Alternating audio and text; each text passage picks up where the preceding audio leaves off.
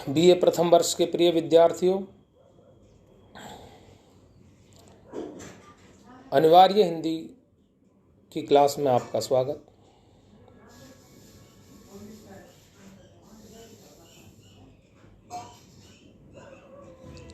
BA प्रथम वर्ष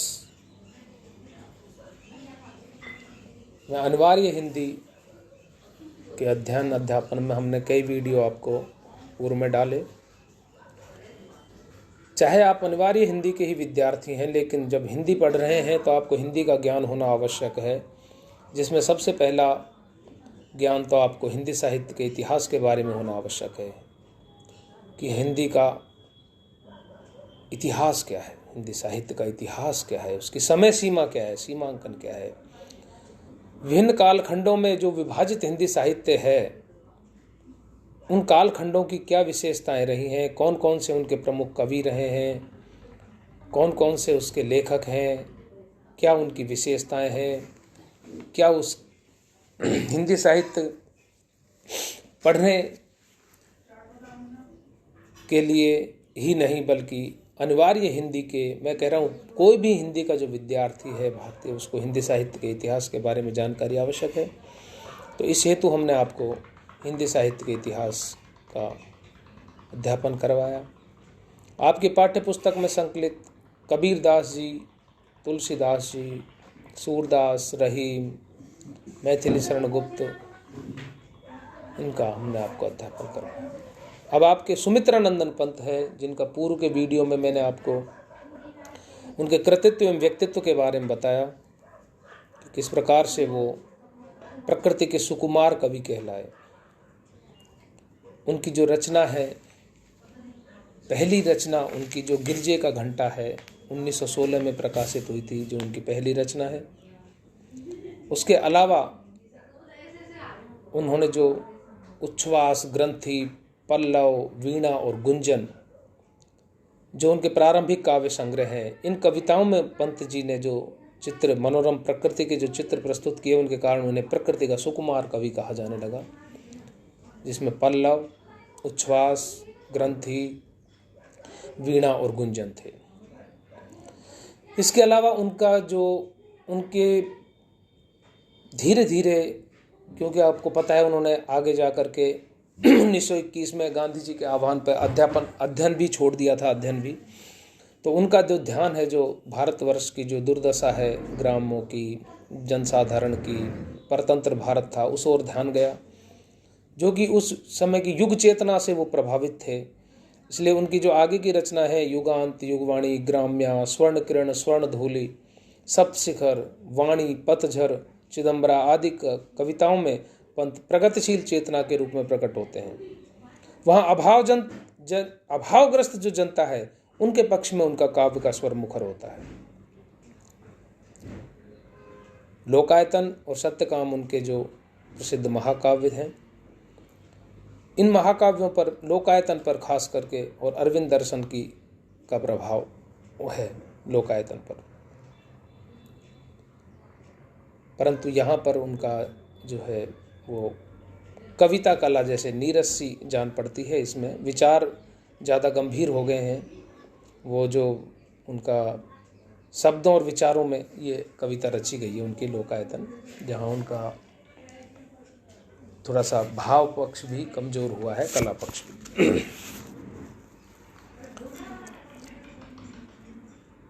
प्रकृति के सुकुमार कवि हैं, परंतु साथ साथ जो ग्रामीण दशा है, जो भारत की जो दुर्दशा थी उस समय, उससे भी वो सहानुभूति रखते हैं। अभावग्रस्त जो जनता है, उसके दुख दर्द का भी वो अपने कविता में वर्णन करते हैं। तो इसी प्रकार से जो उनकी कविता मैं आपको पढ़ाने जा रहा हूँ, वो है भारत माता, जो कि गांव में रहती है, ग्रामवासिनी, गांव का ही था। 90% जनसंख्या गांव में रहती थी पहले। भारत माता ग्रामवासिनी। तो भारत माता कविता को मैं पढ़ा रहा हूँ आपको कि भारत माता ग्रामवासिनी। खेतों में फैला है श्यामल धूल भरा मैला सा आंचल, गंगा यमुना में आंसू जल, मिट्टी की प्रतिमा उदास। खेतों में फैला है धूल भरा मैला सा आंचल। माँ का, जो भारत माता है, उसका चित्र प्रस्तुत करते हैं वो ग्राम के अंदर, कि वो खेतों में दिखाई देगा आपको उनका श्यामल, जो फसल खिल रही है उसमें। धूल भरा मैला सा आंचल। गांव के जो खेत हैं उनमें जब हल चलते हैं, उनमें जब काम होता है खेती का, तो धूल मिट्टी उड़ती है, तो वह उनका आंचल ऐसा लगता है धूल भरा मैला सा आंचल। गंगा यमुना में आंसू जल, और जो गंगा यमुना बह रही है उसमें ऐसा लगता है कि उसके आंसुओं का जल ही बह रहा है। देखिए यहाँ पर करुणा, देखिए आप भारत माता की, यहाँ भारत माता का उनका कारुणिक चित्र प्रस्तुत किया जा रहा है, यानी कि दयनीय स्थिति है भारत माता की।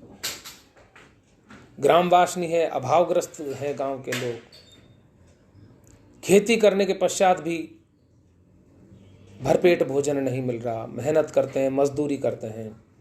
विदेशी शासन है, अंग्रेजों का शासन है, शोषण की नीति है अंग्रेजों की, सुराज्य नहीं है, राजनीतिक अधिकार नहीं मिले हुए हैं जनता को, सामाजिक समानता भी नहीं है, बड़ा असमानता का युग था। खेतों में फैला है श्यामल धूल भरा मैला सा आंचल अंचल, गंगा यमुना में आंसू जल, मिट्टी की प्रतिमा उदासिनी। उदास्य है ग्राम वासिनी, जो उनकी भारत माता इस समय उदासिनी है। देखिए आप किस प्रकार से हमें उस समय की दुर्दशा का भान हो जाता है। सांवली सी, सांवली है वो, अर्थात सांवली कब होती है? सांवला चित्रण तो सौंदर्य के लिए ही होता है, परंतु सांवली इसलिए कहा है कि वो कहते हैं जब एक तो हंस खेल के व्यक्ति रहे तो कहते हैं लालिमा आ रही है, यानी कि हर्षोल्लासपूर्ण जब व्यक्ति रहता है तो उमंग में जब रहता है वो हर्षोल्लासपूर्ण रहता है, उत्साह होता है, परंतु उत्साह नहीं है, उमंग नहीं है, दीनता है, दैन्य भाव है, तो उसके कारण चेहरा मुरझाया हुआ है, वो दिखाया गया है पंत जी द्वारा। खेतों में फैला है श्यामल, उनका जो सांवला स्वरूप है वो खेतों में फैला, धूल भरा मैला सांवल। गंगा यमुना में आंसू जल, मिट्टी की प्रतिमा उदासिनी, भारत माता ग्राम वासिनी। भारत माता गांव में रहती है। दैन्य जड़ित अपलत नत चितवन, दीनता उनके चेहरे पर, अपलक जैसे बिना पल के झके, निर्निमेष बिना पल के झके, नत चितवन, नत चितवन, झुकी हुई चितवन, उनका जो देखना है वो झुका हुआ है। देखिए आप, दैन्य चितवन है, झुकी हुई है, नत चितवन, दीनता दिखाई दे रही है, दीनता से युक्त है, नजर झुकी हुई है, दीनता से युक्त है। अधरों में चिर नीर अवरोधन, होठों पर जो रुदन है, चिर है, स्थायी सा हो गया है लगातार, और वो प्रकट भी नहीं रो सकती, आवाज ही नहीं आ रही, नीर अवरोधन, बिना चीखे चिल्लाए, शांत भाव से, जहां आवाज ही नहीं आ रही रुदन की। अधरों में चिर नीर अवरोधन, युग युग के तम से विषष्ण मन। ये दुख आज का नहीं है, देखिए आप, युग युग के तम से, युग युग के अंधकार से जो दुखी मन है इनका, अंग्रेजों से पूर्व की जो दीनता है, जो गुलामी है, जो विदेशी शासन है, वहां तक भी शायद ये जा रहे हैं। हर्षवर्धन के बाद में, 712 के बाद में जो विदेशी आक्रमण हुए, जिनसे जर्जर हो गई भारत माता, आपसी फूट राजाओं की, राजनीतिक दृष्टि से भारत को एक नहीं होने दिया। छोटी छोटी रियासतों में, 636 रियासतों में बटा भारत देश आपस में लड़ना चाहा। तो उस अंधकार से मानो दुखी है माँ, धरती माता, भारत माता। अधरों में चिर नीर अवरोधन, युग युग के तम से विषष्ण मन, दुखी मन है युग युगों से। वह अपने घर में प्रवासिनी, देखिए आप, अपने घर में ही बाहरी हो रही है वो, क्योंकि अपने घर में तो दूसरे आकर शासन कर रहे हैं, अपने घर में ही बाहर। देखिए इनको पढ़कर के कविता को, किस समय पर लिखी होगी उन्होंने ये कविता, देखिए आप। जब परतंत्र भारत है, पढ़ करके अश्रुपात होने लगते हैं, रोंगटे खड़े हो जाते हैं। अपनी दीनता पर दुखी होना पड़ता है कि कितनी दीनता है। भारत माता हमारी ग्रामवासिनी, दैन्य जड़ित अपलक नत चितवन। ऐसा चित्रण जब किसी परतंत्र व्यक्ति के सामने किया जाए तो मैं समझता हूँ फिर भी भारत जल्दी आज़ाद क्यों नहीं हुआ, लेकिन हुआ तो सही। तो ये लोग होते हैं जो कहते हैं ना, कविता क्या करती है, कविता ये काम करती है कि पढ़ने वाले के रोंगटे खड़े कर देती है, उसे जागृत करती है। कितनी बड़ी बात कह रहे हैं वो कि हमारी भारत माता दुखी है। और हर व्यक्ति है जो जननी जन्मभूमि से प्रेम करता है। जननी जन्मभूमि से स्वर्गादपि गरीयसी, स्वर्ग से भी बढ़कर है। जननी और जन्मभूमि के लिए अपनी आत्मोत्सर्ग तक कर देता है व्यक्ति। तो ये प्रेरणा मिली इन कवियों से। सुमित्रानंदन पंत जी कह रहे हैं कि दैन्य जड़ित, दीनता से दुखी है, ऐसे समझो से दीनता में ही जड़ दी गई है। नतचित अपलक नतचित वन, उनकी नजरें झुकी हुई हैं। और अधरों में चिरनीर अवरोधन, शांत रुदन है अधरों में। युग युग के तम से विषष्ण मन, युग युग से अंधकार छा रहा है, उससे दुखी है मन। वह अपने घर में प्रवासिनी, अपने घर में बाहरी हो गई है माँ धरती, भारत माता। शायद यही क्रांति के स्वर थे जो उनकी कविता में मिलता है, जिनसे प्रेरणा पा करके क्रांतिकारी शहीद तक हो जाते हैं। विदेशी शासन को उखाड़ फेंकने के लिए अपने घर परिवार को त्याग करके और देश सेवा में अपनी जान अर्पित कर देते हैं, वो ये कविता है। 30 कोट संतान नग्न तन, उस समय की देखिए आप जनसंख्या, उस हिसाब से ये लिख रहे हैं। 33 करोड़ होगी तो 3 करोड़ ही लोग हैं जो कपड़े पहनते हैं। 30 करोड़ तो ऐसे हैं जिन वो संतान है भारत माता की जो नग्न तन रहते हैं, जिनके तन पर वस्त्र नहीं है। 30 कोट संतान नग्न तन, अर्ध क्षुदित क्षुदित क्षुदित, भूखी आदि भूखी है। एक टाइम खाना खाकर गुजारा करते हैं या आधा खाना खा करके गुजारा करते हैं। दैन्य जड़ित 30 कोट संतान नग्न तन, अर्ध क्षुदित, शोषित, शोषित है।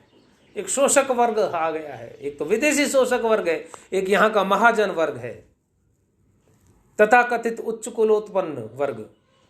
सामाजिक असमानता भारतवर्ष में जबरदस्त थी, उसका लाभ उठा करके यहाँ के सामंत वो शोषण कर रहे हैं, विदेशी शोषण कर रहे हैं।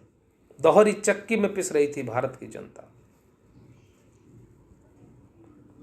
अर्ध क्षुदित शोषित निर्वस्त्र जन, यहाँ का जन निर्वस्त्र घूमता है। भारत माता की तस्वीर देखिए। मूढ़, मूर्ख कहलाता है, पढ़ा लिखा नहीं है, असभ्य है, अशिक्षित है, निर्धन है, और तभी वो नतमस्तक है। ये यहां का जन है। और भारत माता कहां रहती है? तरुतल निवासनी, मकान नहीं है बने हुए ईंट पत्थर के, कच्चे घर भी उपलब्ध नहीं है बहुतों को। तो तरुतल निवासनी, पेड़ों के नीचे ही वास करते हैं भारत के अधिकांश लोग उस समय। 30 कोटि संतान नग्न तन, अर्ध क्षुदित शोषित निर्वस्त्र जन, मूढ़ असभ्य अशिक्षित निर्धन, नतमस्तक हैं, झुके हुए हैं सर उनके, इधर सामंतों के सामने, उधर अंग्रेजों के सामने, महाजनों के सामने। नतमस्तक तरुतल निवासनी, पेड़ के नीचे रह रहे हैं। भारत माता ग्राम निवासनी, स्वर्ण शस्य पर पद तल लुंठित, धरती सा सहिष्णु मन कुंठित, क्रंदन कंपित अधर मौन स्मित, राहु ग्रसित सरदेन्दु निहासिनी। देखिए आप, सोने जैसी फसल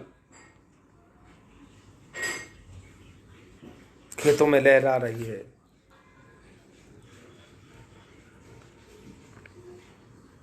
परंतु शस्य पर पद तल लुंठित, पैरों तले कुचली जा रही है। क्योंकि वो फसल को किसान जब करता है तो उसका कारभार सामंत के ऊपर बड़ा राजघराना, फिर उससे बड़ा अंग्रेजों तक जाना, तो ले दे करके लास्ट में पेट भर भोजन तक नहीं मिलता। स्वर्ण शस्य, सोने जैसी फसल चारों तरफ बिखरी हुई है, लेकिन वो कैसी है? पद तल लुंठित, पैरों के तरह कुचली हुई है भारत माता।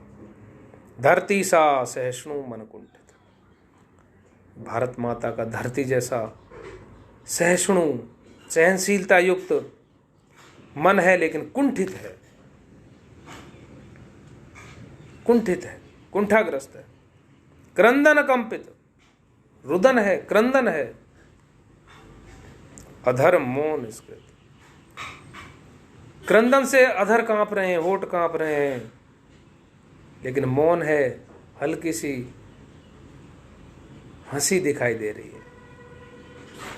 एक गाना याद आता है, जगजीत सिंह जी की गजल है कि आंखों में नमी हंसी लबों पर, क्या हाल है क्या दिखा रहे हो। बिल्कुल ऐसा ही चित्रण है यहाँ। क्रंदन कंपित अधर है, लेकिन मौन स्मित, और मौन रूप से कुछ स्मित मुस्कान दिखाई देती है।